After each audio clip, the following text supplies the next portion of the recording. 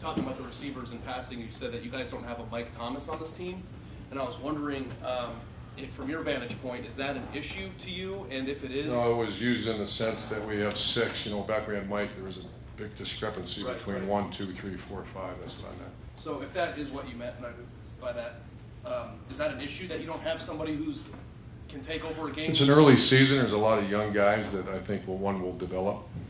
Right now, I'd say Paris is probably the #1 guy, but I anticipate Terry Austin Mack made a nice catch Saturday.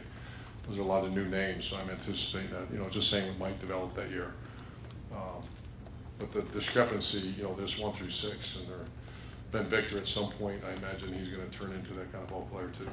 And overall, how have you felt about just the receivers' development in general over the past 6 months or so? 6 months, I felt great. First game, I felt really good. We dropped the ball, but that happens. And I think the receivers are playing their tails off. You know, we just got to make some more plays. Front row right, Austin. Urban, I know sometimes you have the state of the program talks with your team.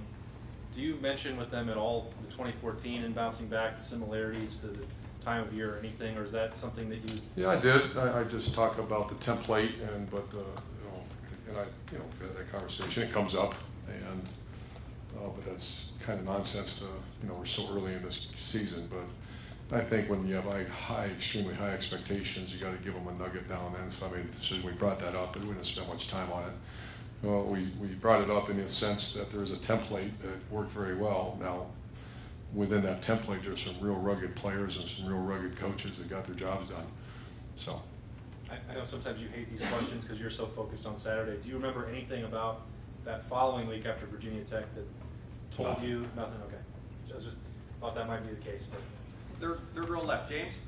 Yeah, Coach. Have you ever had such a unique 3-game stretch to start a season where you go conference team, top 5, team Heisman winner, and then having to prepare for a triple option? And how challenging has that been for you and your staff? Yeah, we saw it coming.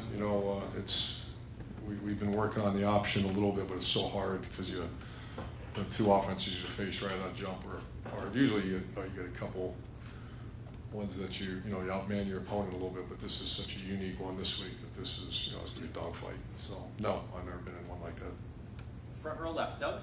Urban, when you guys lost to Michigan State in 2015, you came out the next week at Michigan and ran the ball. You guys remember all these losses.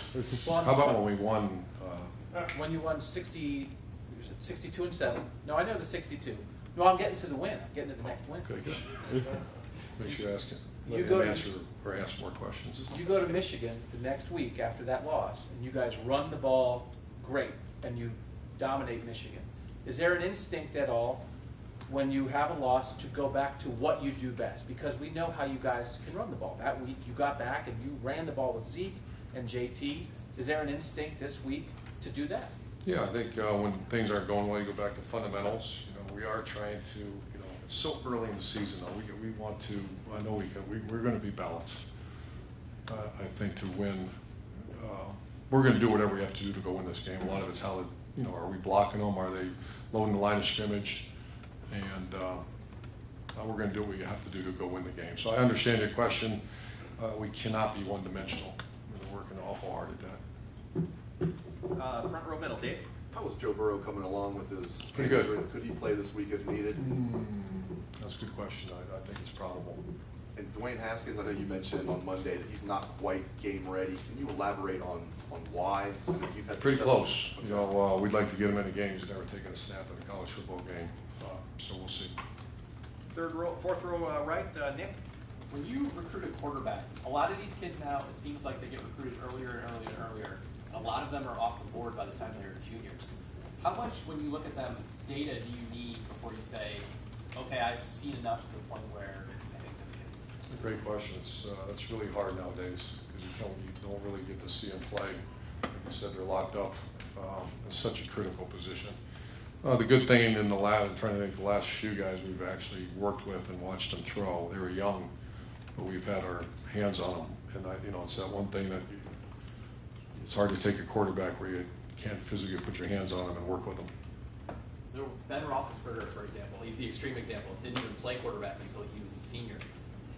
Is there some, I don't know, reservation in waiting? Is there some value in waiting? Oh, that's a great question. There is, but it's risky as hell. You know, you get stuck without a quarterback in a class, and we see what happens in college football. Guy, sprains an ankle, and you're in a storm now. So it's risky. Second row right, Tony. I was wondering, an update on DeMario. Is he healthy? Is he good? Not quite 100%. He's practicing. And Michael Hill, any update on his suspension? Suspended for this game. Front row right, Tim. Last couple questions, folks. Can the Michael Hill thing be a continuing thing? I mean, what's Kenyan likeness I'll at just all? tell you. Yeah. I'll just tell you each week. So he's suspended this week. Austin Mack, what's his status? He passed every test. He's going to practice tomorrow. And when you look at the offensive line play coming out of the other night, are there some guys you want to get into the mix or try in the mix? Are you looking at one position in particular? I'm just wondering if it's meeting your standard. I think as an offense as a whole hasn't met our standard yet, but the offense line actually is playing a little bit better. We just have to play better as a group. Okay, one last quickie. Have you determined, will Mike Weber be more available this week than he Yes. was last week? What tells you that? Just practice, and the further you get away from that injury, hamstrings are tough. But he's practicing pretty good. We'll know more tomorrow because we try to shut him down a little bit today. We practiced yesterday, shut him down a little bit today, and tomorrow let's see what we can do. And final questions, Bill. I'm getting a lot of questions about play calling, and I know that when you hire an offensive coordinator, he's has to fit into your offense. Kevin Wilson obviously has had success elsewhere. How do you find that balance of doing what he has obviously been successful doing elsewhere and fitting into your program? And how do you think that's going?